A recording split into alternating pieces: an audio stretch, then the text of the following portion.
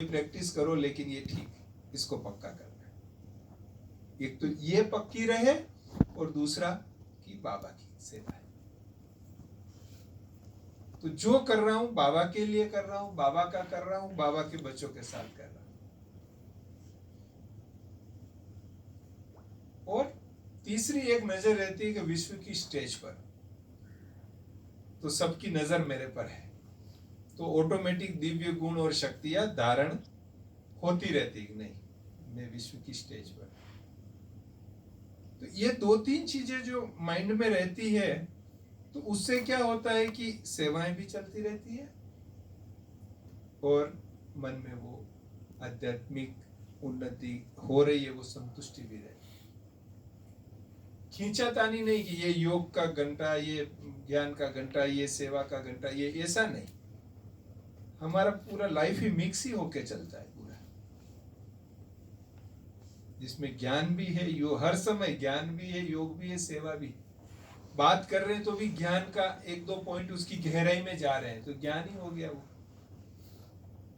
किसी से मिले 2-5 मिनट के लिए बात किया, किसी गहराई में गए, तो वो ज्ञान ही तो हुआ, ज्ञान की चर्चा ही हुई।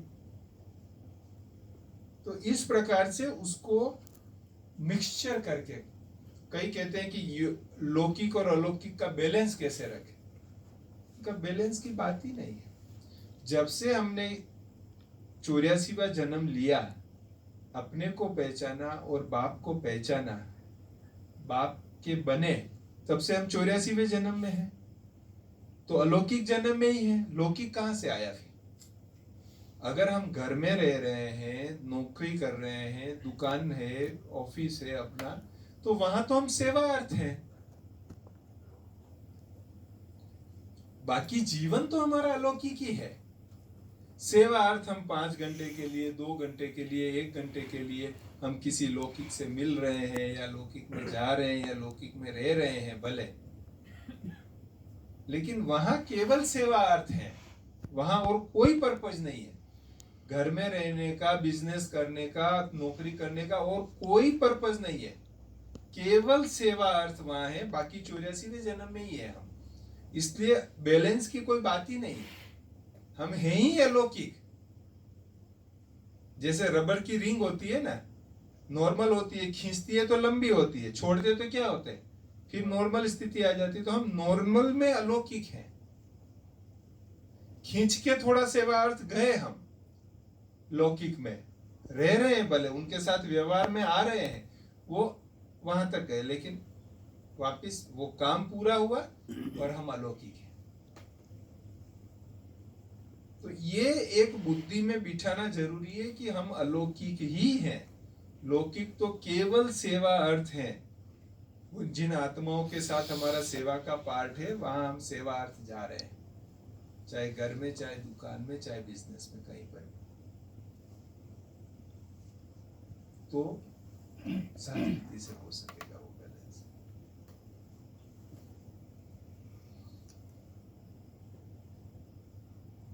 और किसी आपकी दिनचर्या कैसी होती है?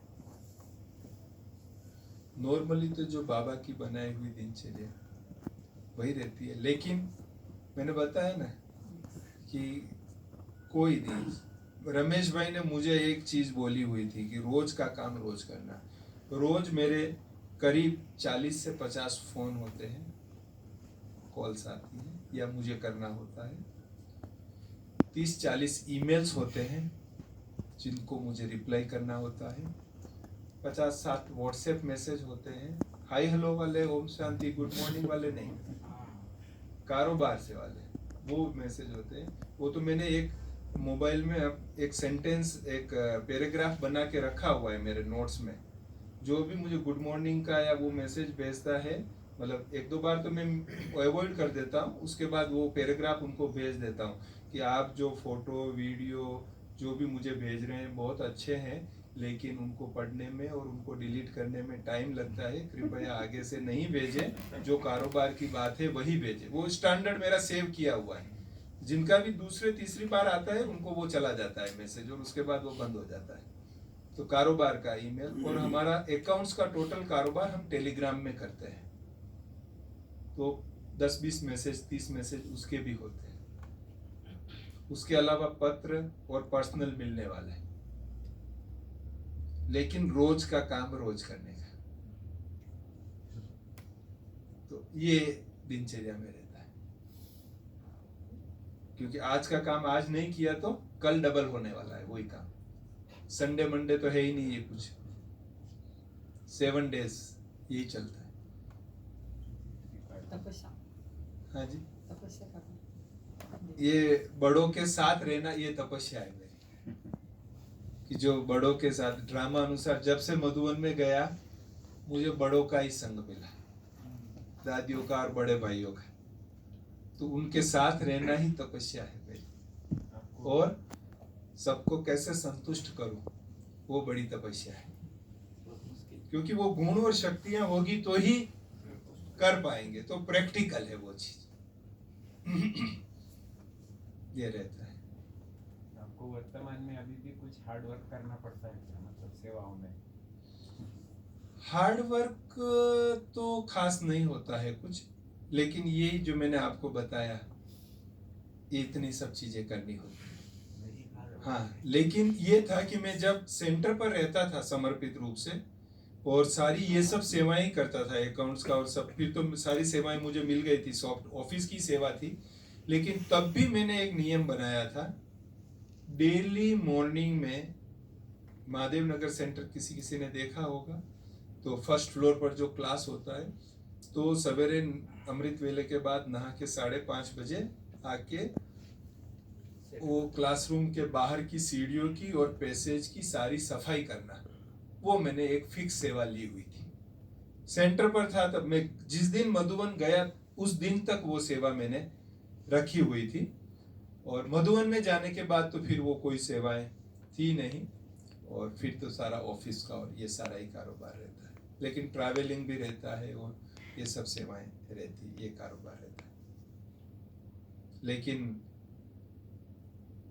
इतनी प्रश्न बहनों के और इतनी रिपीटेड प्रश्न और इतनी बातें और वो सब होती है कि ये ज्ञान योग का अच्छा डाइजेशन होता है, तो वो सब संतुष्टि के साथ जवाब दे सकते हैं। वर्तमान स्थिति में कुमारों ने कौन सी ऐसी तपस्या करनी चाहिए? यही तो बताया आपको मैंने अभी तक। ये जो बेसिक 5-7 गुण बताए वो आप प्रैक्टिकल करो। मैं ये कहता हूं कि ज्ञान की थ्योरी वो तो हम सब सुनते हैं रोज, बात है उसको प्रैक्टिकल एप्लाई करने की। लाइफ में प्रैक्टिकल वो होना चाहिए। मैं आत्मा शांत स्वरूप हूं, ये थ्योरी में तो हमने पढ़ लिया, मंत्र के रूप में भी बोल लिया, सोमान के रूप में भी याद रख लिया, लेकिन वो चीज प्रैक्टिकल में होनी चाहिए। जब परिस्थिति सामने आवे तो वहां वो अप्लाई करना, अप्लाइड स्पिरिचुअलिटी जिसको कहते हैं, उसकी यही तपस्या है सबसे बड़ी, कि अब जो है उस चीज को हम प्रैक्टिकल अप्लाई करें। ये सबसे इंपॉर्टेंट बात।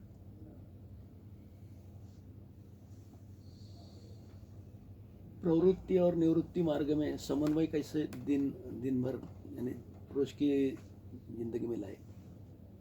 वो बताया ना मैंने, है ही अलौकिक, लौकिक है ही नहीं कुछ, जीवन हमारा है ही अलौकिक। केवल सेवा अर्थ मिल रहे हैं, जा रहे हैं वहां, यही स्मृति